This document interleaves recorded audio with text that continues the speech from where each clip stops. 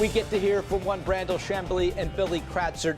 Kind of all day we've been throwing around the 7 names for 4 spots.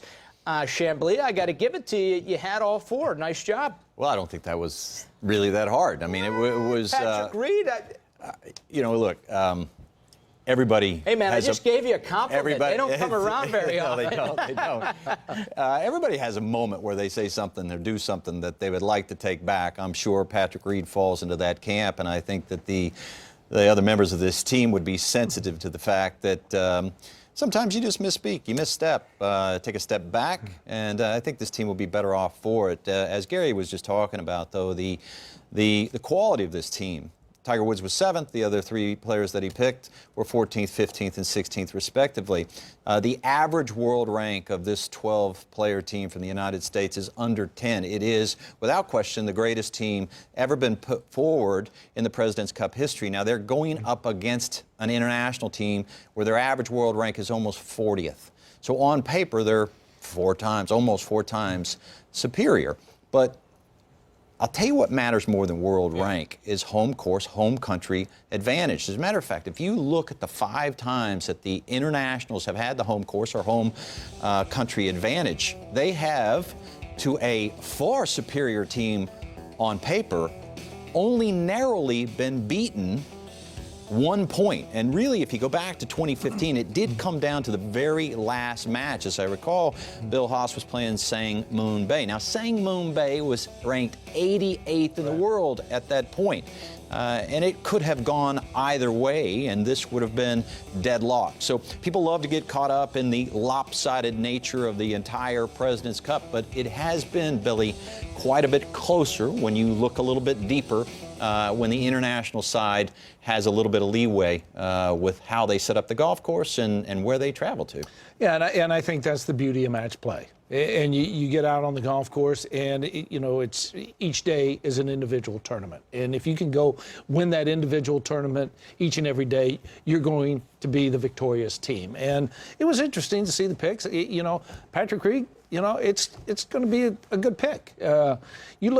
I followed him at Liberty National at the Northern Trust.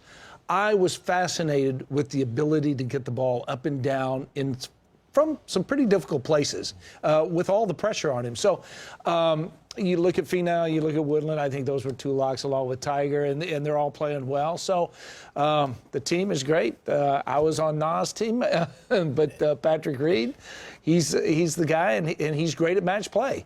Who has a better record than Patrick Reed? Well, we'll see.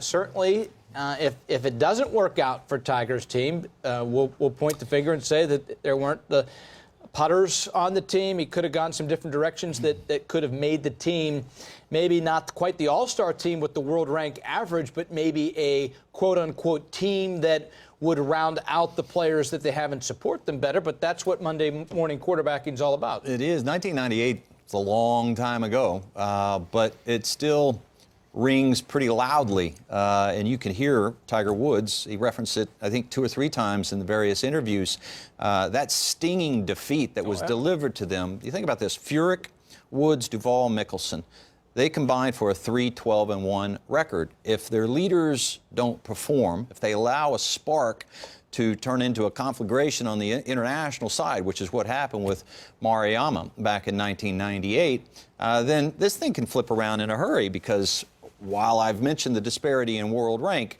this is a considerably talented team on the international side. But having said that, if they don't gel as a team, right. And look, I mean, Patrick Reed, he's had a history of not always bringing the best vibe. If that translates to the locker room, which I don't think it will, but if it does, it will manifest itself in some edgy play. And that's about all it takes when you're playing away. Well, and I think, when you look at the international team, Ryan and Brandel, you have 6 rookies. But yet you look at the record of an Adam Scott, you look at a Jason Day, you look at a Matsuyama, and then you look at Oosthuizen. Yeah. Oosthuizen is the only one with a winning record on that international team. So, much like we talk about the Ryder Cup and, the guys that have played so many Ryder Cup teams to where they were continually losing, the guys, the veterans for the international team, they got to step it up. You know, they've got to show these rookies that, hey, we're tired of losing. We need to win, and this is going to be a great opportunity for us. And the international side has a lot of youth, two 21-year-olds. Assistant captain Trevor Immelman talking to him about the team, but obviously our colleague who we get a chance to talk to a lot. I mean, they're confident, very confident. They're not going to back down at all. It's golf. And you think about the one thing that probably levels the playing field is the golf course, like you mentioned, the home country, and the date. It's not exactly prime form season. A lot of guys are going to have to deal with Thanksgiving and Christmas, but still trying to be in form. It could level the playing field. In a weird way, though, I think the golf course really does play into the hands of the United States players. They are far superior iron players and better scramblers. So when you start to sort of factor in where balls are going to finish, and you know, they are just far superior when it comes to iron play, and that's the biggest difference. Would you agree, though, that the date does equal the playing field a bit? I would, absolutely. And of course, then Tiger alluded to the boisterous fans that will no doubt show up down there, and that'll even the playing field. All things equal, the home field, home course, home country advantage is about a 3-point, right at a 3-point advantage before they ever hit a shot. And then the other mystery, of course, atop the U.S. team in the world rankings, Brooks Koepka's health, Dustin Johnson's health. We know Justin Thomas is healthy coming off his victory in Asia. JT will be one of the true leaders on this team as he tweets out today, "Let's go, fellas, pumped to battle with these boys." And JT was so good in Paris and has been so good in team events since bursting on the scene onto the PGA Tour. You know JT will be a leader for Tiger Woods coming up in Australia. Welcome back. Tiger Woods, the captain, officially making it on record. It is now Tiger Woods, the playing captain at the President's Cup coming up in a month and a week in Australia. Tiger adding another role to his week in Australia, seems to be very excited about it, energized by it, and excited to go with these 12 names, which include himself, and play Ernie Els' international side mid-December right here on Golf Channel and NBC, PGA Tour Live at the 2019 President's Cup. Of course, a name you don't see and a headshot you don't see on this list is Phil Mickelson. He's been a member of every previous U.S. President's Cup team since 1994. He's the President's Cup leader in all points in matches won. However, no top 10s in his last 19 starts on the PGA Tour. He is ranked outside the top 100 in every strokes gained category except around the green. So no surprise, Phil's run does officially come to an end today. Does not at all take away from what he accomplished. Just an incredible amount of consistency and longevity as he has been able to do it for such a long time, since '94. And as Phil said, he'll get this thing turned around, and his goal would be on the next team event come next year. So there were some surprises for sure, whether you had Patrick Reed on the team before Tiger made it official or not, whether you had Tiger picking himself or not. There were probably 7 realistic names that would be thrown about for those 4 spots, Billy. The biggest surprise for you, a name we did not hear called tonight? I don't think there were surprises. I really don't. I think, you know, as Brownell hit it on the head, it was very predictable with who Tiger chose. You know, you look at a Gary Woodland and Finau. I mean, they've played well at the start of this new season. They played well overseas. Tiger obviously winning Zozo, and Patrick Reed. You know, he's won and he's played well, and he's great on the golf course. He's fiery. So I don't think there were any surprises for me. I mean, you could argue the fact that maybe Kisner should have had a shot. Hasn't played. Exactly. You know, that's the tough part, right? So you've got to go with these guys. He made a very important statement, Tiger. You've got to stay in form. I'm going to look at guys that stay in form, and that's what he did. Yeah, I don't think I'm with Billy. I don't really think there were any surprises tonight. I was a little surprised last night. You know, I thought Ben On would get a pick. A little surprised. Over who? Well, you know, take your pick. But you got to take someone off. But, you know, I mean, in Ben On, as I just alluded to, the golf course is going to be about scrambling. It's going to be about precision, but it's a links-type golf course. It's a links golf course. It's about scrambling. The best scrambler in the world right now is Ben On. Yeah. So, you know, when you start to look at pieces of the puzzle that you can fit anywhere you want.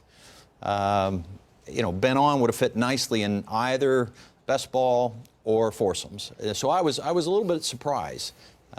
But other than that, I wasn't. I mean, I think that the next... And Ernie really had 3 captain's picks because Jason Day was automatic. He had to pick him. Of course. So now you're talking about Adam Hadwin, Sungjae Im, or Joaquin Niemann, 2 21-year-olds. Would you have gone with On over one of the 2 youngsters? Yeah, I probably would have not. Sungjae Im, I would have picked. Hadwin, I would have picked. I would have probably gone with... because, look, Joaquin Niemann won, okay?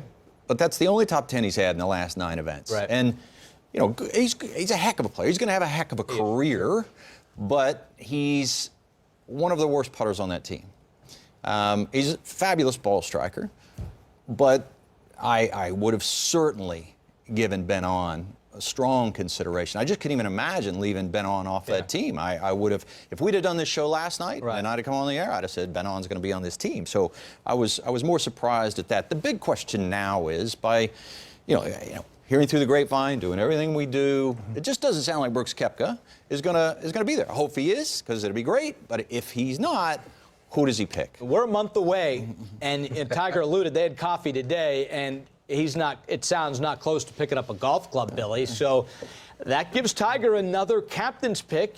Who's number 1? Well, I guess with you think it should be Kevin Na. Well, I would say, yeah, I think he's earned it. I think you go with someone who has earned it. And the way that he has played, winning at Shriners, and Brandon talked about great putters. Well, nobody in the ShotLink era has had a better week than Kevin Na at Shriners. So if you go that route, then yeah, Kevin Na certainly gets the nod. Yeah, hard to argue with that. I would have loved to seen Kevin Na on a previous team. I think he's worthy of consideration. The way that Tiger responded with Kevin Na on the 17th green at the Players' Championship this year, outside of his victory at the Masters, was one of the best moments. That was awesome. And you talk about bringing levity. Sure. Everybody is sort of having fun with walking their putts in, and you're right. I mean, when you start to look at people who can hole it from anywhere, he's on there. But again, though, he gets a little squirrely off of the tee, and that could get you in big trouble. So Kevin Kisner can hit it about this high and straighter than you can point, and he plays his best golf in firm, fast, hard conditions. And he's kind of got it all. He can find the fairways, and he can hold those putts.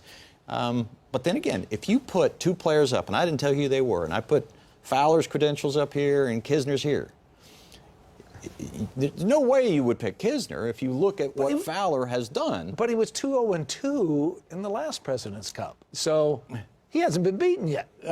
So Kisner, you could throw a bunch. You could, but to your point about Kevin Na, and I'll ask both of you, a 15-footer to win, putt, Kevin Na, Ricky Fowler, who are you selecting to hit that putt for you?